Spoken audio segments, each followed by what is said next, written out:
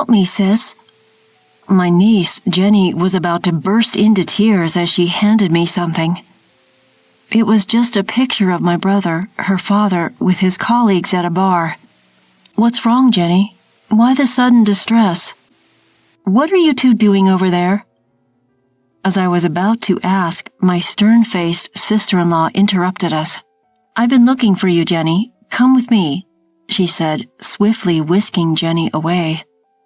Left alone, I casually flipped over the picture. To my surprise, on the back was a message from my brother. "If anything happens to me, please protect my daughter. My name is Alice. I'm a 32-year-old working in the office of the construction company my family runs. My brother, 10 years my senior, was always hardworking and bore the weight of expectations as the heir to our family business. Everyone, including me, assumed he would take over the company. However, since he finished high school, disagreements with our father over management policies began to increase. My brother, it seemed, wasn't really interested in taking over the company, often saying, "I love being a carpenter, but that doesn't mean I want to inherit the business." I remember him repeating this like a mantra. Then he announced, "I've met someone I want to marry," and introduced us to a woman. Her name was Maggie. She had an outgoing personality and quickly bonded with our family, but she never lived with us. "I'm going to get married and leave this house." "Wait, aren't you going to take over the business, bro? You know I don't get along with Dad, right? I don't want to cause you any trouble." With those words, he gently stroked my head. True to his word, he married a few days later and left the house. Nevertheless, he always kept in touch with me and we chatted about trivial things. "Maggie's dinner was delicious today. She's a dietitian, so she always prepares meals considering my high blood pressure." Yeah, I've heard that story a million times. You never get tired of bragging, do you? As long as my brother was happy, that was all that mattered to me. Then, a few years after his marriage, Jenny was born. From then on, we started seeing my brother and his wife occasionally. They seemed blissfully happy, and Jenny was growing up healthily, loved by both parents. Around the time Jenny turned 10, there were talks within the family of mending ties with my brother. We all hoped to recreate the times when the family used to laugh together. However, that wish was not to be fulfilled. One day while I was at work, I received a rare call from my sister-in-law. While it wasn't unusual to get calls from my brother, it was strange to hear from her. Worried, I immediately picked up the phone. "Hello, sister-in-law?" "Oh, Alice." "What's up? It's rare to get a call from you." "Calm down and listen. Your brother, Jake, he fell from scaffolding at work and was taken to the hospital. He slipped because of the rain." The news was so sudden. I felt as if time had stopped. My mind went blank. Immediately, I called my parents, who were also at work, and we hurried to the hospital in the pouring rain. When we were led into the hospital room, we saw my brother, his skin pale. From the moment I saw him, the reality of the phone call hit me, and I collapsed onto the floor. "Bro?" The voice I managed to squeak out was so feeble that I startled myself, and a wave of sorrow washed over me. At the bedside, my brother's wife was bawling unabashedly, like the heroine of a tragic tale. Her wailing was so intense that it made me hold back my tears and just stare at her, but I felt a strange unease about her behavior. Then Jenny, standing next to her, was looking down, her face pale, not shedding a tear but trembling as if she were terrified of something. "Jenny, are you okay?" It seemed like the shock of her father's death had made her unable to respond to my question. After the wake for my brother at our home, as the relatives were lost in their grief, I found myself quietly shedding tears in a deserted corner of the porch. The photo in the memorial portrait seemed to be a recent one. My brother looked a little worn out, but his expression was peaceful. I wonder if my brother lived a happy life. As I thought about this, an image of Jenny came to my mind. The last time we talked, my brother, who loved his daughter dearly, happily told me about how often he took her to amusement parks and zoos. Jenny must be struggling after losing her father. Thinking about my niece's feelings, I felt tears well up again, but then I heard a familiar voice calling out to me. "Sis." It was Jenny, her eyes brimming with tears. "Jenny, what's wrong?" I wiped my tears and asked her, trying to keep my composure. "Sis, help me. I think I might be next." "Eh?" As I was about to ask her to repeat what she had said, she handed me something while biting her lip. "Dad said if anything happens, I want you to give this to Alice." My brother said that? It was a brown envelope. It seemed a little worn, probably because she had been holding on to it for a while. "It's actually..." Just then, I heard a cold voice behind me saying, "What are you doing?" I was startled and turned around to see my brother's wife, Maggie, with a stern look on her face. "I've been looking for you." "Mama." Maggie grabbed Jenny's arm and, before I could stop her, quickly whisked her away. Maggie had always been very friendly and kind, but she was behaving very differently now. It's natural given her husband just passed away, but Jenny's behavior was also a bit strange. Left behind, when I looked at what was inside the envelope, it was an ordinary photograph. It looked like it could have been taken at a social gathering. In it, my brother was smiling alongside several of his work colleagues. I decided to flip the photo over. On the back it read, "If anything happens to me, I want you to protect my daughter," in my brother's slightly angular handwriting. I was taken aback, speechless and just staring in surprise. I think Jenny was asking for help. This photo might be related. I decided to call a friend who was a police officer and arranged to meet him the next day. Normally, the funeral would have been conducted the day after the wake, but the crematorium was not available due to a certain day of the week, so we had a day off. This extra day allowed me to uncover the truth behind my brother's death. The next morning, when I arrived at our meeting place, he was already there waiting for me. "Sorry for calling you out of the blue." "Hey, don't worry about it. I was off duty. So what's up?" "Well, it's just that..." I began to tell my friend the sequence of events, and he listened seriously.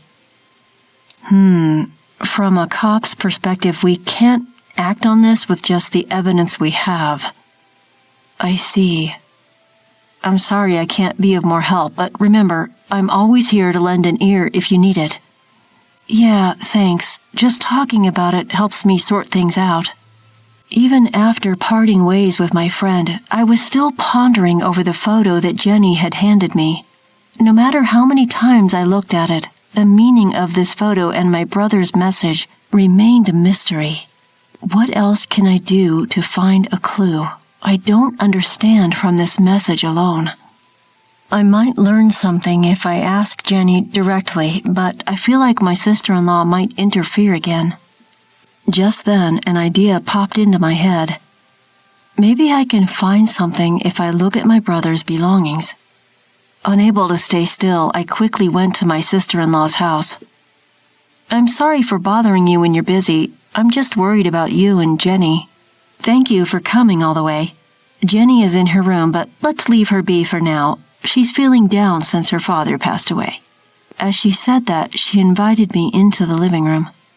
She was always tidy and the house was always well kept, but today it felt rather bleak. Oh, there's nothing of my brother's here, and the family photo that was here the last time I visited. There was nothing to suggest that my brother had been here. Desperate to find anything left behind by my brother, I scanned the room. Maggie brought me some tea and homemade pickles. What caught my eye was a light purple bracelet like a rosary on Maggie's wrist. It didn't seem to match her or my brother's taste, and I felt a sense of discomfort as I thanked her for the tea and tasted the pickles. Wow, it's so salty. These pickles are really salty, aren't they? I quickly gulped down my tea to wash down the extreme saltiness of the pickles, but Maggie just tilted her head, saying, "Really? I don't think so." Maggie, a dietitian, made delicious meals that my brother looked forward to so much that he would rush home from work. It was clearly strange for something she made. Could it be that she was feeding my hypertensive brother this salty food? Since I arrived at Maggie's house, I've been feeling an indescribable discomfort. I began to worry about Jenny. I'd like to talk to Jenny. She's in her room, right? Just as I stood up and was about to head towards Jenny's room. "No, I won't let you see her." "What? Why?" "I'm sorry, but you should leave. I'm busy preparing for the funeral." Maggie grabbed my wrist, pushed me out into the hallway, and threw me out of the house. Despite visiting the house, I was unable to find any clues. As I looked up at the sky, wondering what to do, Jenny poked her head out of a second-floor window. She put her index finger to her lips in a quiet gesture and threw something at me. It was a small key, wrapped in a cute memo paper. "The key to the shed.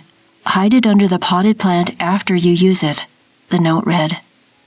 When I silently showed a thumbs up to Jenny, she silently nodded and gently closed the window.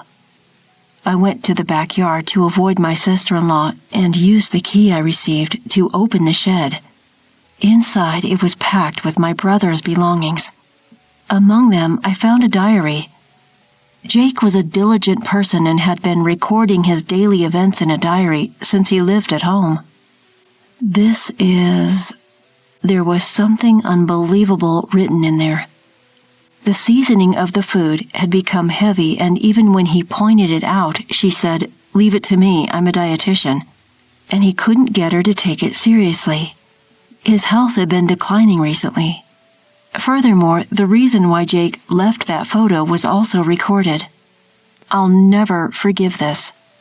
The next day, many people, including relatives and Jake's colleagues, gathered at the funeral. When Maggie took the microphone to give the bereavement address, I stood up and stopped her. "I have something I want you all to hear." "Oh, Alice?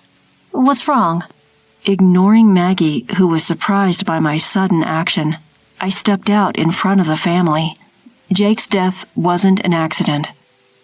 The hall was in an uproar at my words, and Maggie had a very stern look on her face. "What are you talking about? My husband slipped off the scaffold at work and fell." I showed everyone Jake's diary. "Everything is written here. My sister-in-law, who is usually good at cooking, started making heavily seasoned dishes, and Jake's health started to deteriorate. It's strange, isn't it, Maggie, to not only serve salty pickles and soup to Jake, who has high blood pressure, every day, but also to insist that he eat everything without leaving any?"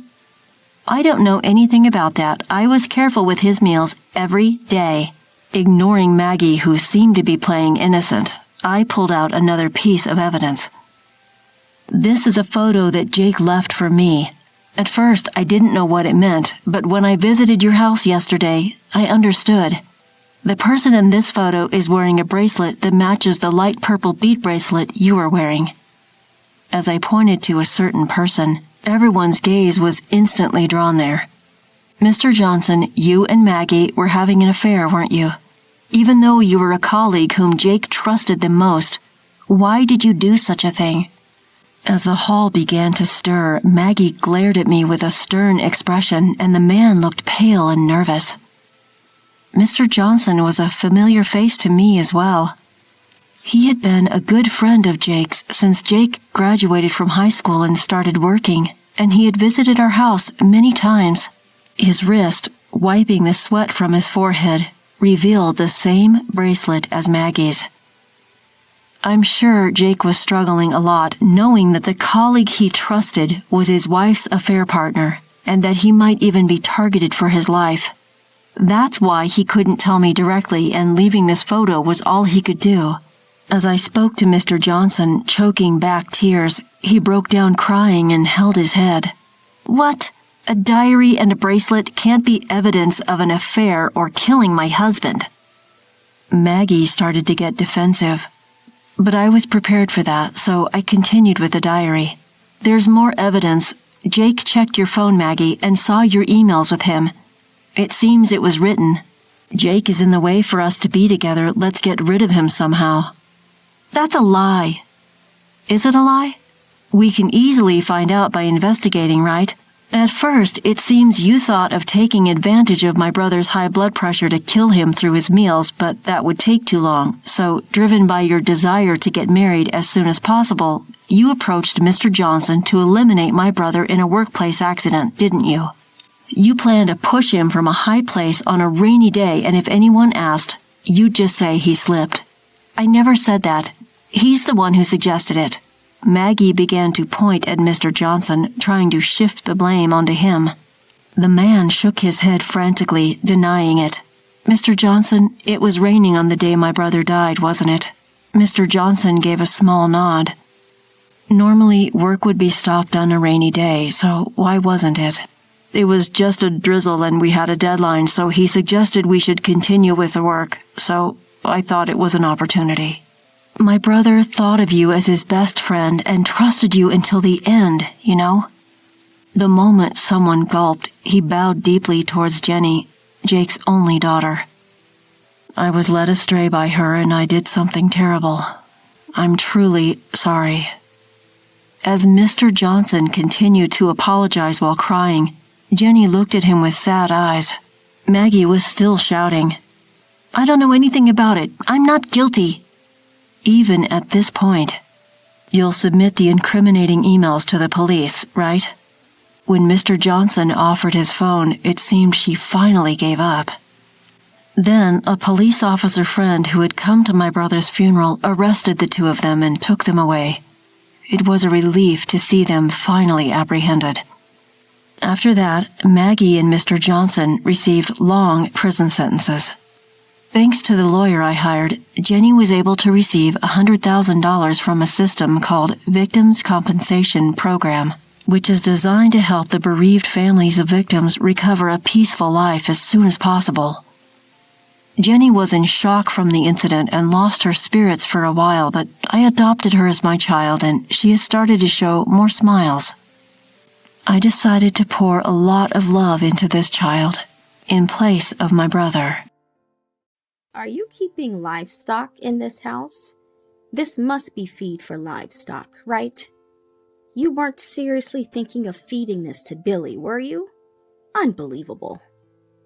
Isla, my mother-in-law, said this as she threw my cooking, dish, and all into the trash can. What?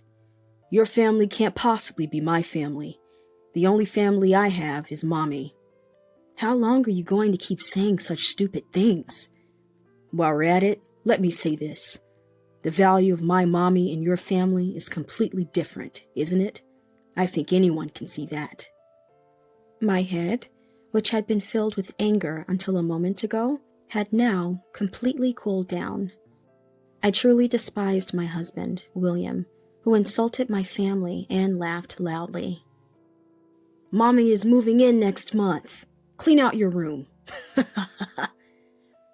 William pressed the point with a loud voice, seeing that I didn't reply. Hey, are you listening? Mommy is moving in next month. I'll be away on a business trip until then. During that time, clean up all your stuff completely. Got it? As William glared at me with harsh words, I smiled and said, Okay, I'll make it nice and clean. Then I went back to my bedroom. I once thought you, William, were a wonderful person who valued family. But, in reality, you're just a pitiable person who can't even have his own opinions, dominated by Mommy. To you, I was not family. I wouldn't mind whatever you said about me alone. But you used cruel words against my precious family, too. Unforgivable. As you wish. I'll clean everything out completely. So, look forward to it. You should go to hell with your beloved mommy. I'm Emily, a 35-year-old housewife. I married William last year, and it's been exactly 1 year. I met William at a drinking party hosted by my friend. It was a sort of party for men and women over 30. William was there, having been invited by an acquaintance. Among the men there, William, who is tall and slim, stood out. At the beginning of the drinking party, there was a slight buzz among the women. However, after hearing William speak in a quiet, hard-to-hear voice during his self-introduction, the women quickly backed off. Indeed, William seemed to give off a gloomy vibe when he spoke, which didn't appeal much to the women. But I, sitting nearby, didn't miss William's self-introduction.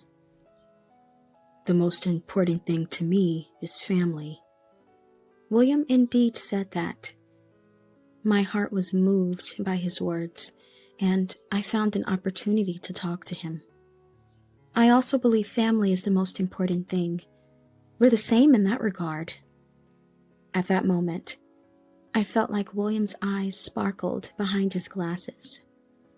After that drinking party, through the friend who had organized it, I surprisingly received a message from William.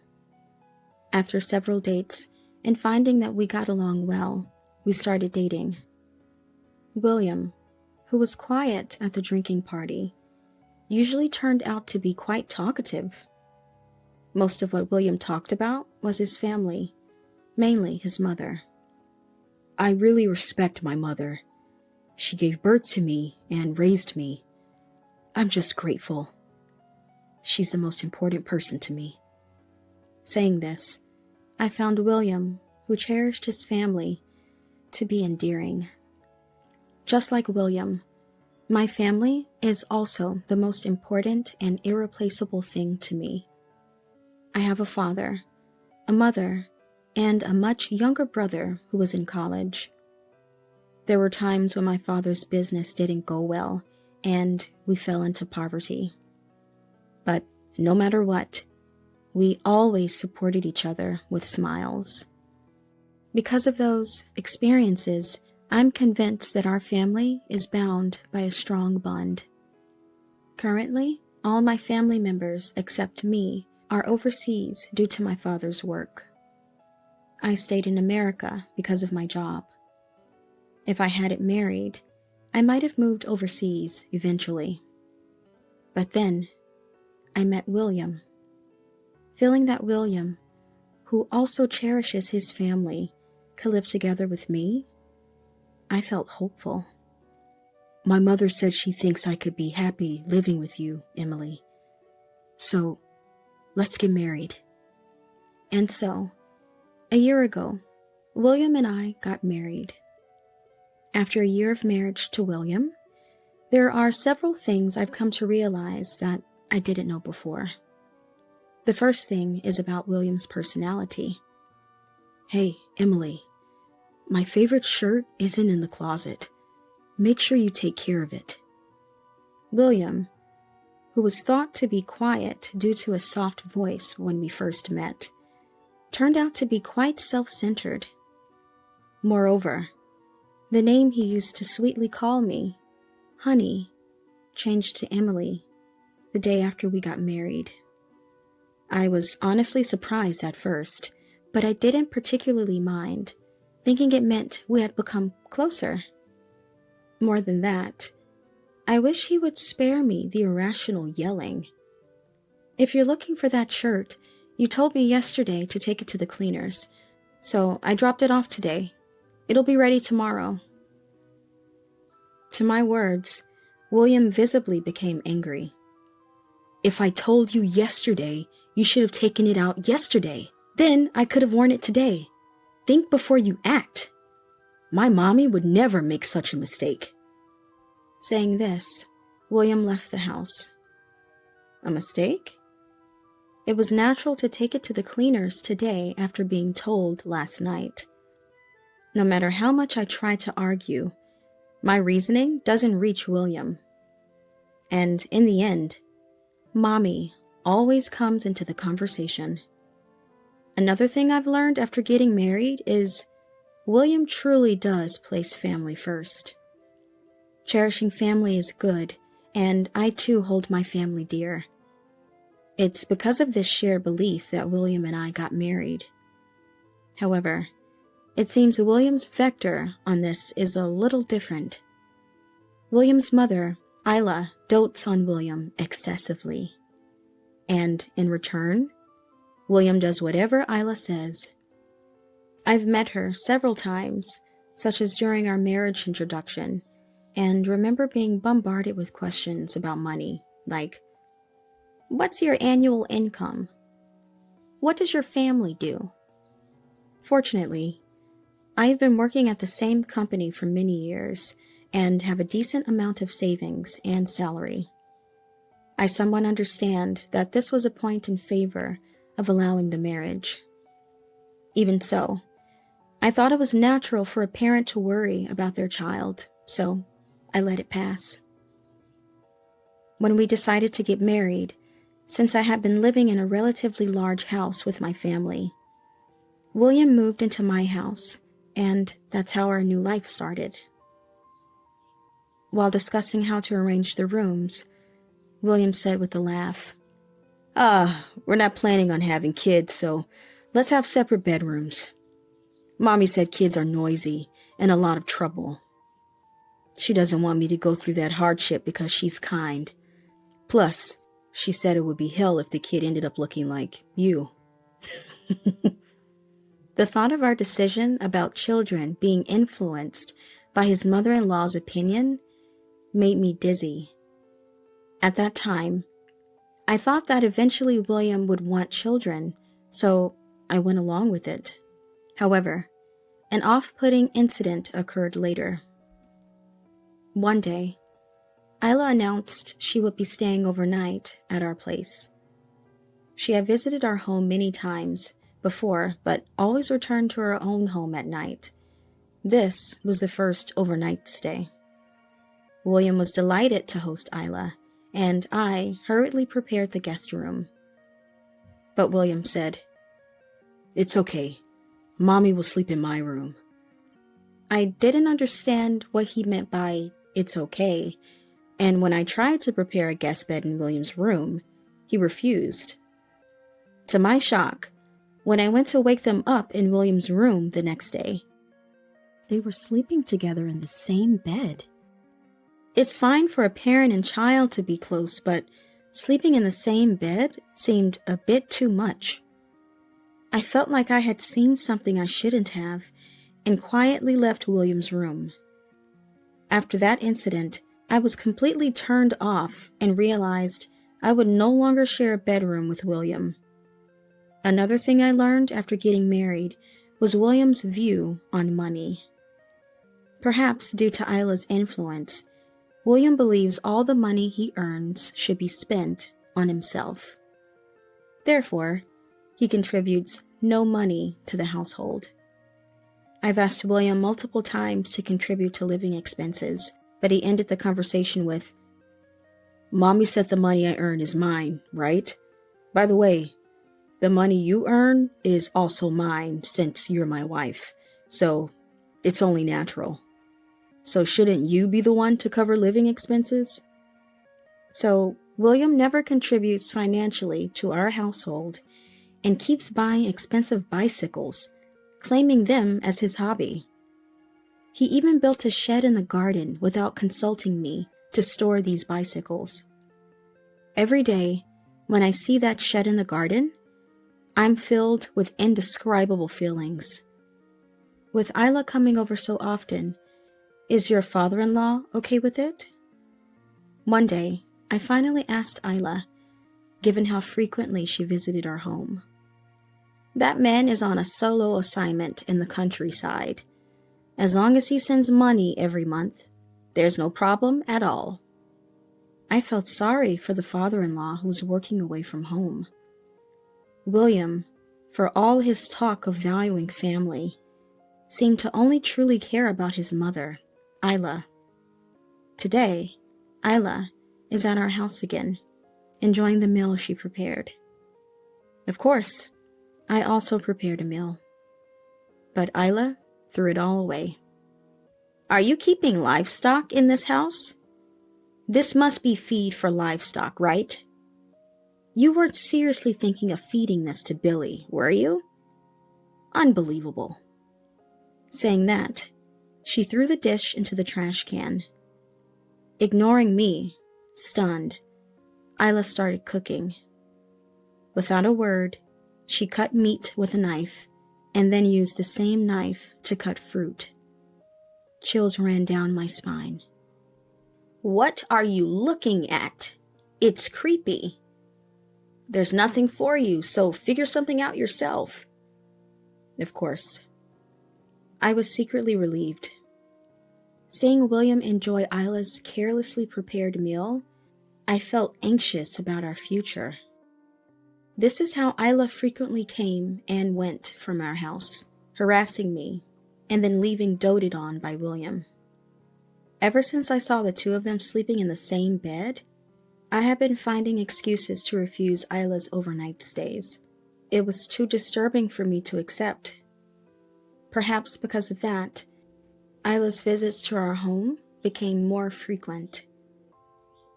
When I returned from work, Isla was often already in the living room, and often, William was home at times I expected him to be at work. "Hey, aren't you supposed to be at work? Finished early?" If I asked William, he would reply, "Took a day off because Mommy is coming over." Taking time off so frequently for his mother's visits made me wonder what we would do in the future. Internally, I felt dejected. If he loves Mommy so much, maybe he should have just lived with her forever. After Isla left, I asked William, "I want to ask, why did you marry me?" William seemed surprised by my question, but his response came quickly. "Mommy said, 'Why don't you get married once?' That's why I went to that party. You seemed compatible, and your family looked wealthy, so Mommy said, 'Isn't she good enough?'" Knowing he decided on marriage as casually as picking a watermelon with Mommy at the supermarket made me want to sigh. At least I felt affection for William, who was kind and a gentleman until we got married, and married him because I loved him. But William didn't have a bit of affection for me. William's everything is Isla, and her word is law. For the first time, I seriously considered divorce that I had been avoiding thinking about. Can I really continue with William? Thinking, I let out a real big sigh. One day, when I returned from work, I felt a slight discomfort in the living room. The room seemed unusually tidy. I realized what was causing the unease. This house was originally where I lived with my family. So, I had kept our family's belongings, but now they were gone. The small bookshelf my brother made for me in school, the painting by my mother that we had framed, the souvenirs my father brought from abroad. The ring and pendant my mother gave me are gone. When we got married, my mother, who couldn't come to Japan, sent me a gold ring and pendant as a gift. I had kept them carefully in a case in my bedroom. All the precious items given to me by my family were missing. I frantically searched the entire house. My bedroom, William's bedroom, even the shed William built in the garden. But they were nowhere to be found. As I stood in the living room in a daze, William, who seemed to have been out, came back. "What? Why is your hair all messed up?" Seeing me disheveled from searching desperately, William laughed. Desperate for confirmation, I asked William, My The things I received from my family are missing. Do you know anything about it? The answer I received from William was shocking. Huh? That dirty junk? I got rid of it. It was always in the way. Today was bulk trash day, so I threw it out. I was stunned by William's words. Despite it being my property, despite them being precious gifts from my family, William said he threw them away. The ring and pendant that were in my room, you threw those out too? When I pressed him, William responded with a displeased look. I don't know. Maybe I threw it out. That junk. I could feel anger rising in my head. How could you do whatever you want? Those were my precious things. Why did you throw them away? Startled by the volume of my voice, William momentarily flinched, but quickly glared back and retorted. Isn't what belongs to you mine as well? Mommy said so, right? So what's wrong with me throwing away my stuff? And why are you still clinging to your trash-like family? You're married to me now, aren't you? Cut it out. It's disgraceful. I couldn't believe William's words. Isn't it William who's abnormally attached to his family? Is he calling my family trash? William was making unbelievable statements, leaving me unable to think clearly. Trash-like family. That's my family you're talking about, you know? They're your family too, aren't they? Why would you say something so awful? At my counter-argument, William looked perplexed. Huh? How could your family be my family? My family has always been and will only be Mommy, you know? How long are you going to keep saying such stupid things? Since we're on the subject, my mommy and your family are of completely different values, don't you think? Anyone could see that. All your parents managed to produce was an Emily like you. That's why they're trash parents. But my mommy, she gave birth to me. See the difference? It's probably too hard for you to understand. Yeah, it's impossible. My head, previously boiling with anger, had now completely cooled down. I utterly despised William, who insulted my family and laughed loudly. And with William's following statement, my heart grew entirely cold. Mommy likes this house, so I've decided to let Mommy live here too. When I said nothing, William spoke with a slightly angry tone. What? Got a problem? It might have been your house originally, but now it's my house too, you know? If you don't like it, we can just get divorced. Saying so, William thrust a divorce application at me. The form was courteously filled out and signed by William.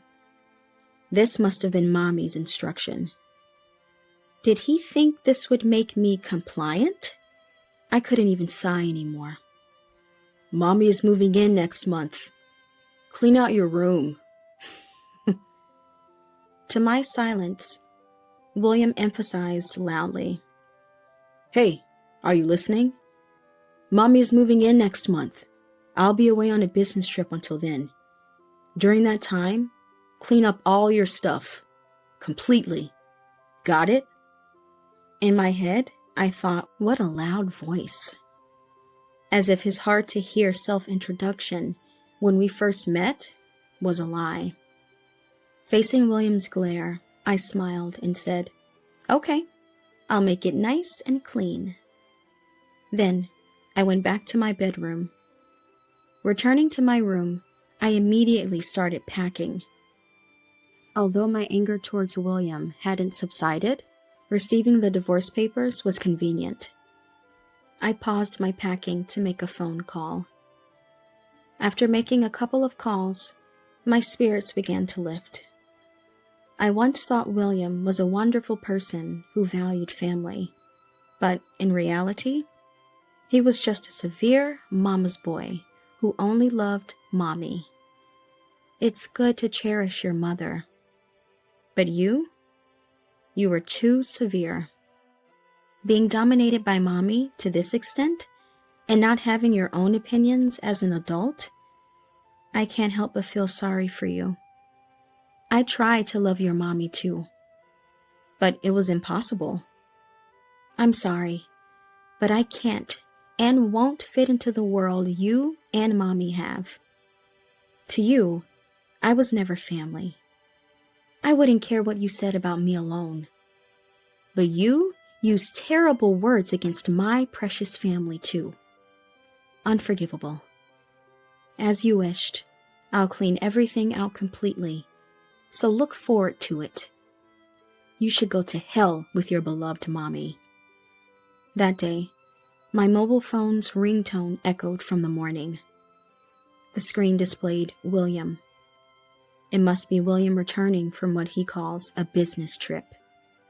I was expecting a call around this time, but I wish he had spared me the early morning disturbance on my day off. I touched the screen to answer. Before I could speak, William's angry voice came through the speaker. Hey, Emily, what have you done? The house is gone. What's the meaning of this? William sounded quite panicked on the other end. What happened? Didn't you say to clean up all my stuff completely? So, I did just that. My words left William speechless. Yes, I did exactly as told. Cleaned up all my things. After my family went abroad, the house was in my name. My father said I could demolish it or sell it if I wanted, but I had wanted to live in it a bit longer. The day William told me to clean it up, I consulted with my father. After sharing everything, my father suggested selling the house, so I took action. I immediately contacted a real estate agent, sold the house, and it was demolished. Now, it's just a clean, vacant lot. You're insane. Where's the furniture? My stuff. Where'd it go? William asked in a feeble voice.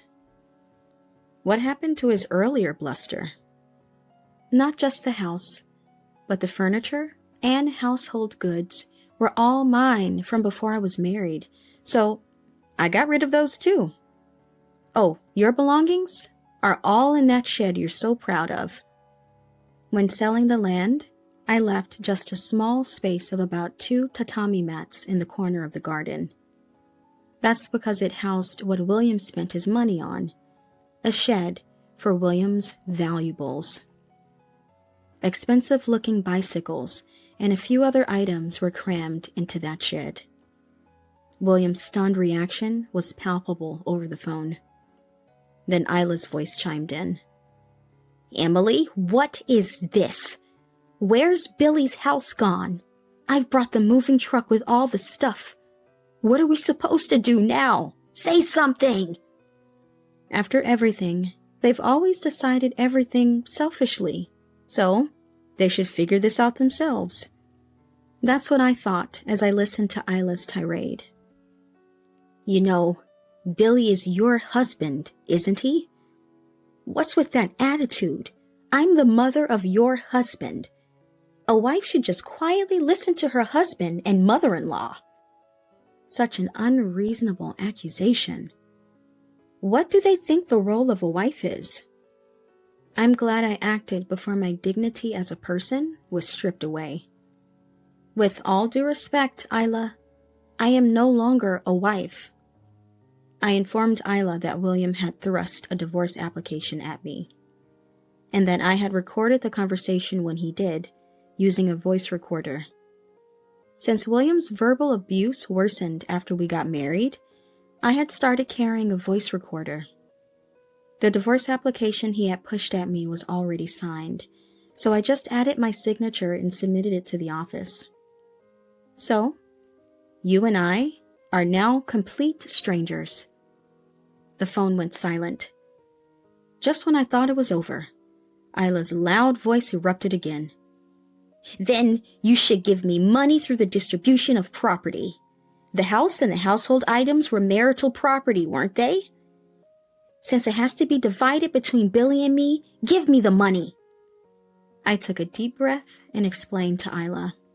Well, the house and all the household items were used by me since before I was married.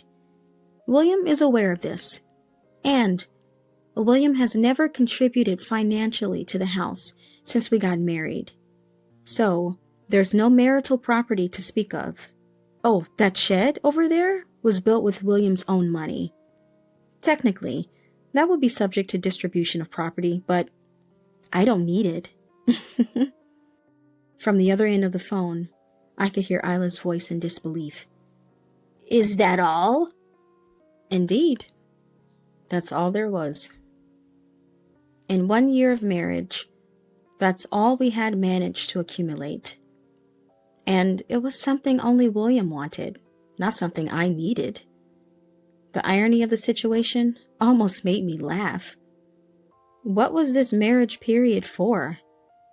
She should be grateful that at least that meaningless shed remains. By the way, the land where the house stood has been sold to a real estate agent, so you'd better move quickly before you get into trouble. The shed's location is safe. For now, that small space is still my property, but please remove that shed soon, or I'll have to take legal action. The word legal action got a reaction from Isla. I could hear her grinding her teeth in frustration. What about William? He hasn't said a word for a while. Hey, Billy, don't cry. Be strong. It's okay. Just do as Mommy says. Apparently, William was crying. Such a childlike man.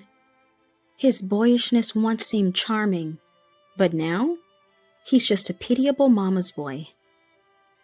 Yeah, that's right. Just do as Mommy says. Then with that woman... William's words were cut off mid-sentence.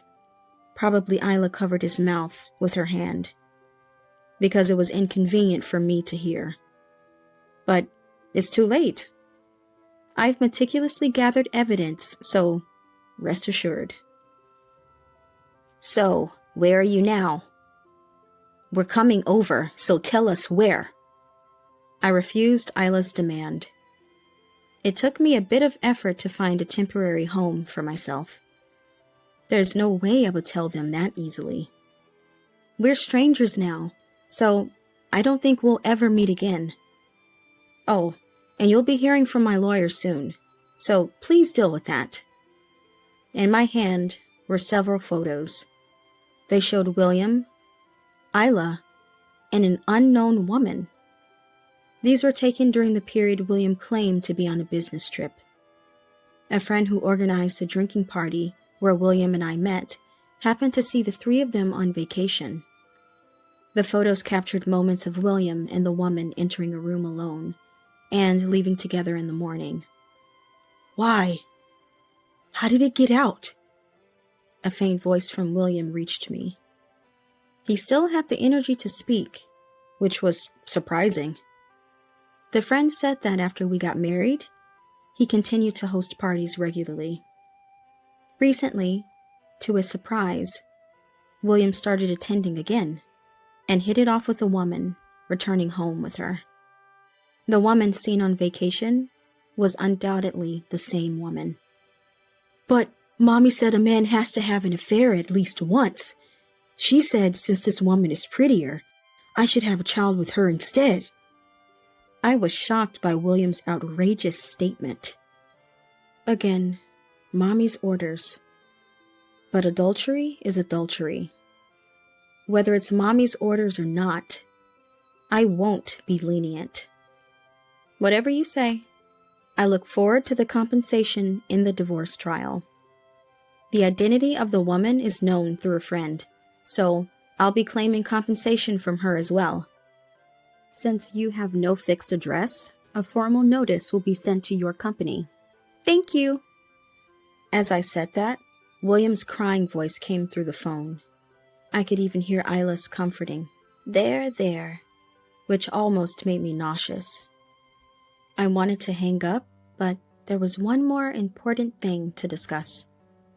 And Isla, the police might come to ask you some questions, so please cooperate with them. There was no response from Isla. She probably knew what this was about. Isla, you stole my precious ring and pendant, didn't you? In the photos of this affair trip, I can see you wearing my ring and pendant. I will never forgive you. By the way, I've already reported this to father-in-law. He was furious. He said he's going to divorce you, so you'll get your wish of living a dream, life alone with William. I was about to hang up after saying that. Just before the call disconnected, I thought I heard an indescribable scream from Isla. Looking outside the window, it was about time for the sun to set. I wonder how those two will spend their night. Well, they have that shed, so they'll be able to shelter from the rain and wind for a while. That's the least I could do for them. Honestly, I couldn't care less. I feel like I can sleep well tonight. The first to pay compensation for the divorce lawsuit was the woman William had an affair with. She worked at a nightclub and included an apology saying it was a momentary lapse of judgment. William, on the other hand, had to resign from his job voluntarily after a formal notice of his infidelity reached his employer, making his position there untenable. Father-in-law covered the compensation for the divorce lawsuit in full, but said he would relentlessly reclaim it from William. Isla was faced with divorce papers from father-in-law. Apparently, her overprotectiveness towards William had always been a problem. This incident made father-in-law lose all patience. From now on, Isla won't receive a penny. In fact, she's dealing with the police over suspicion of theft. Isla repeatedly claimed inheritance among relatives, but since cohabitation between me and Isla was not recognized, Isla ended up with a criminal record. Now, William and Isla are renting a small apartment, living modestly while working part-time. The shed has been removed, and where my house once stood, a new home is being built. I hope the people who live there will be a warm family. I prayed quietly in my heart. Rolling my carry-on, I walked through the airport concourse. The thought of seeing my beloved family soon filled my heart with joy. I'm about to fly to the country where my family lives to start a new life. I hurried towards the boarding gate.